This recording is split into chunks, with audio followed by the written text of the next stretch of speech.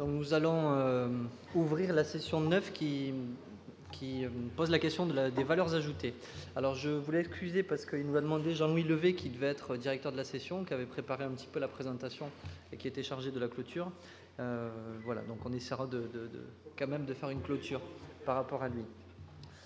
Au moment de la préparation des premières réunions du comité d'organisation pour le colloque, a émergé l'idée de faire un petit point sur l'évolution des métiers, du travail, des organisations dans la fonction publique. Cette tâche, elle est évidemment impossible parce qu'il y a 3 fonctions publiques, hospitalière, d'État, territoriale, parce qu'elle représente 5 millions d'agents, un tout petit peu plus, organisés autour de, on va dire, à peu près 600 métiers repérés. Alors, devant l'insistance bienveillante et les encouragements et puis la confiance de messieurs Clos et Bartos notamment, j'ai accepté d'essayer de faire ce petit exercice avec vous. J'ai essayé de structurer un petit peu l'intervention autour de 3 grandes idées. Alors ça sera forcément large, l'exhaustivité est évidemment pas possible sur des questions comme ça, et le champ est tellement large que c'est vraiment compliqué. Donc on essaie de le structurer autour de 3 idées, essayer de vous présenter, de témoigner un petit peu des évolutions structurelles, culturelles, profondes, voire brutales, qui redéfinissent depuis peu le travail et le rapport au travail des fonctionnaires, essayer de dresser un petit peu un panorama forcément imparfait et large des principaux effets, changement de repères, recomposition des activités et des tâches et des frontières de métiers mouvantes. Et ensuite, essayer, non pas de redéfinir, comme je l'ai mis là, des identités professionnelles, mais essayer de vous faire part d'un étonnement et d'une piste de réflexion autour de ce qui joue ou ce qui touche à l'identité professionnelle. Sur les évolutions structurelles et culturelles, d'abord, on constate sur une vingtaine d'années de gestion publique, les 20 dernières années, une récurrence des efforts mais des leviers d'action, mais qui s'inscrivent maintenant dans une activité particulière. Ces axes de réforme, ils sont connus, j'y passerai pas trop de temps. C'est principalement l'intrusion d'une logique de gestion de la performance, souvent liée à des composantes financières et à une logique d'économie, de maîtrise des dépenses publiques. Deuxième point, c'est l'exigence d'une mesure de l'action publique par les résultats, non plus seulement par les moyens octroyés. C'est enfin une réflexion sur le périmètre de la fonction publique ou des fonctions publiques. Oui, je ne différencierai pas chaque fois. Je ne vais pas chaque fois faire la différence entre fonctions publiques au pluriel ou au singulier. Vous me le pardonnerez, mais ça permettra d'être plus fluide sur le discours. Et sur ce qu'elle convient qu'elle assure en direct. C'est-à-dire ce qu'on appelle classiquement les missions régaliennes, ou sur ce qu'elle peut déléguer. Et quatrième axe qui me semble important, c'est l'intrusion, plus ou moins, ou la perforation, on peut même dire, de la question de l'usager dans les modes de fonctionnement interne. L'actualité particulière, et ce pourquoi on a trouvé important quand même d'avoir une intervention sur le colloque sur cette question-là, c'est d'abord la concomitance de réformes d'envergure, c'est ensuite l'intensité de réformes et notamment l'importance du sentiment d'incertitude qui est renforcé chez les agents des 3 fonctions publiques. Ces grandes réformes, elles sont connues maintenant. Elles représentent les 3 leviers d'action qui, là aussi, sont une récurrence de la gestion publique, qui sont l'entrée par les personnes, l'entrée par les finances et l'entrée par la remise en question des structures organisationnelles. Concernant les finances, c'est l'apparition depuis 2001, donc c'est très récent, de la LOLF, qui est la loi organique sur les lois de finances, qui réforme en profondeur la gestion de l'État et en s'appuyant sur un souci de maîtrise de la dépense publique. L'élément essentiel, c'est qu'on est vraiment sur un nouveau mode de gouvernance des 3 fonctions publiques. Alors les incidences sont un peu particulières sur les fonctions territoriales et je ne m'étendrai pas sur l'incidence par ricochet de certaines de ces réformes-là, mais l'incidence est réelle.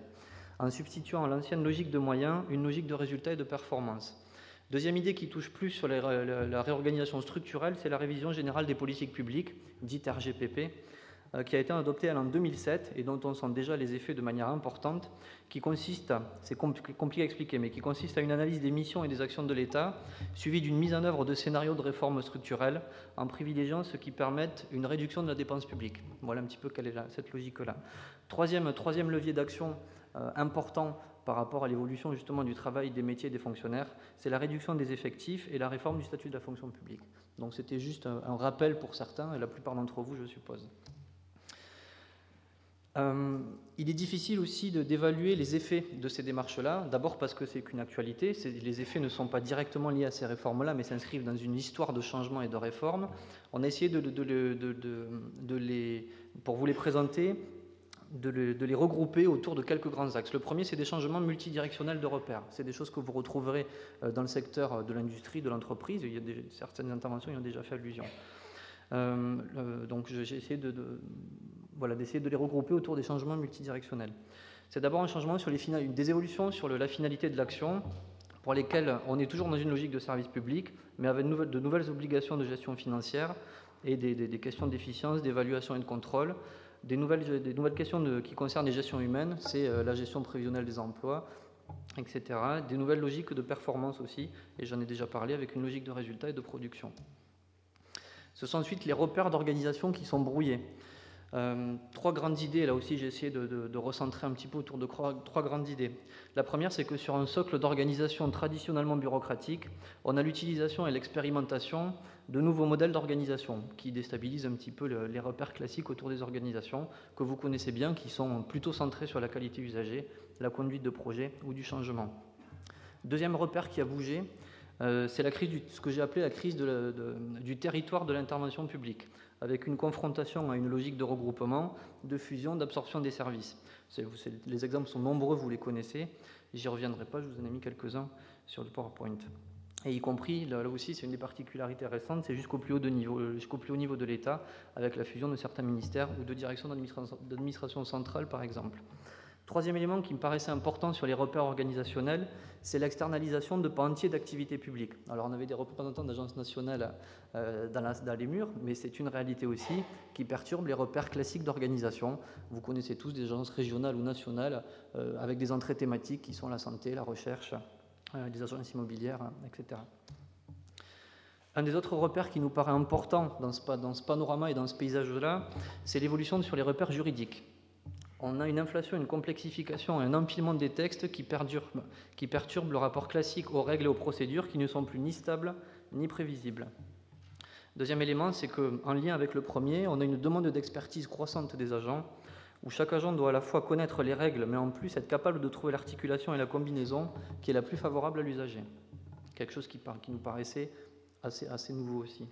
C'est enfin l'intrusion du droit privé dans cette logique de droit public, avec le passage du statut au contrat, l'inscription dans des marchés concurrentiels.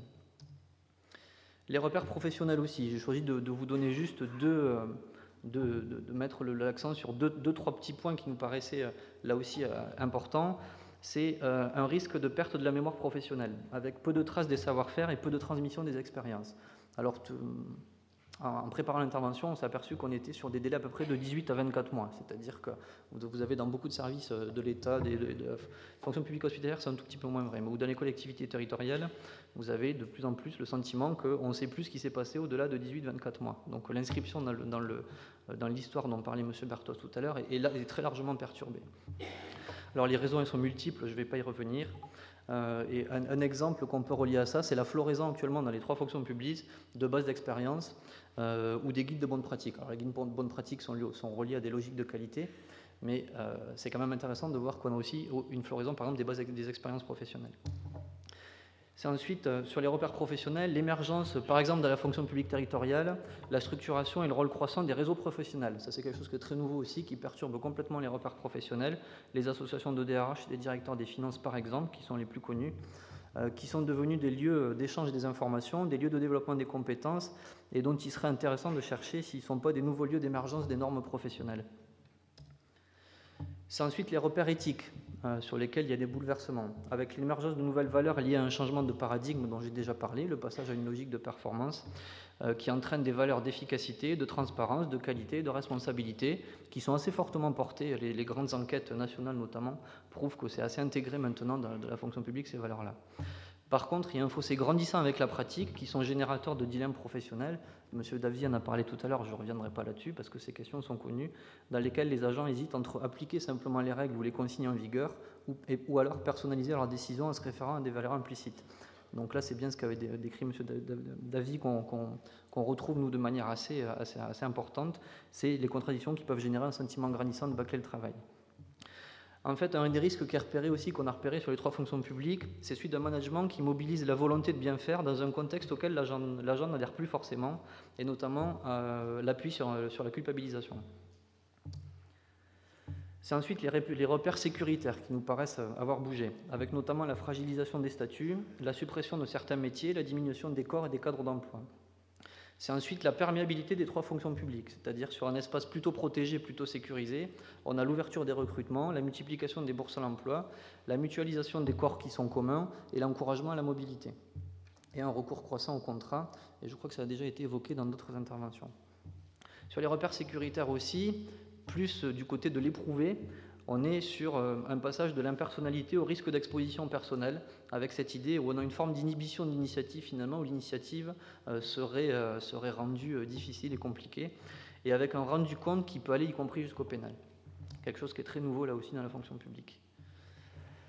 Deuxième idée, deuxième élément qui nous paraissait important sur les effets un petit peu de ces grandes évolutions, c'est une forte recomposition des activités et des compétences. Je vais essayer de passer vite sur certains points parce que là aussi c'est des choses qui sont connues.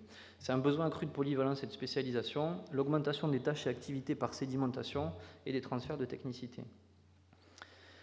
Le besoin accru de polyvalence, là aussi c'est quelque chose de nouveau, et de spécialisation. Il est valorisant et c'est un outil de management qui est reconnu maintenant dans les 3 fonctions publiques. On note quand même un risque de déprofessionnalisation et de passage d'une logique de subsidiarité et d'interchangeabilité entre les agents en fait.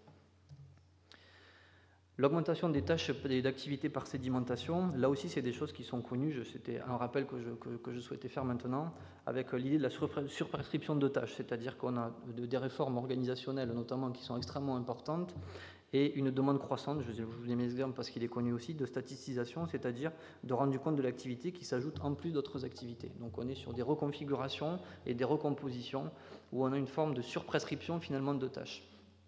J'ai appelé ensuite l'ajout de fonctions satellisées qui sont très chronophages, c'est-à-dire ces grands bouleversements génèrent de nouvelles places, de nouvelles fonctions qu'on a appelées satellisées. C'est par exemple sur une réorganisation, on vous confie par délégation ou la représentation de la gestion de nouveaux dossiers qui viennent d'arriver. Voilà, donc là aussi, globalement, ce qui est pointé, c'est que ça perturbe le temps qui est laissé pour l'inventivité et l'innovation.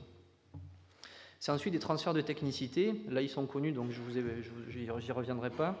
C'est des transferts descendants avec une responsabilité accrue des échelons inférieurs. L'exemple des gardiens de la paix, il est vraiment intéressant à ce sujet-là, puisqu'ils ont actuellement des prérogatives de police judiciaire, prérogatives qui étaient jusque-là dévolues aux commissaires, c'est-à-dire à des échelons N+2. Ou alors des transferts montants, avec par exemple une augmentation très importante des tâches de secrétariat pour les cadres intermédiaires. Alors, troisième point qui nous paraissait important là-dessus, c'est des frontières de métier qui sont mouvantes. Le travail de fonctionnaire n'est plus seulement une activité généraliste d'exécution de consignes qui sont préétablies et qui sont dans la déclinaison de l'application des textes, mais devient de plus en plus une activité technique de résolution de problèmes. La demande d'expertise est plus forte et s'inscrit dans une logique plus pressante de compétences qu'on retrouve dans les politiques de recrutement notamment ou dans les politiques d'adaptation à l'emploi. Nous sommes dans une logique de fonction publique des métiers qui réinterroge les repères ontologiques, c'est-à-dire qu'avec cette question de qu'est-ce que c'est qu'être fonctionnaire aujourd'hui. On a l'apparition et la création de nouveaux métiers, l'apparition aussi, la vie finalement, l'apparition, la suppression de métiers, avec une prévalence là, on s'aperçoit que les nouveaux métiers sont plutôt dans les filières d'encadrement, sur des postes de médiateurs, d'auditeurs, de pilotes de projet, contrôleurs de gestion, etc. Et plutôt un appauvrissement, voire une disparition de certains métiers d'exécution.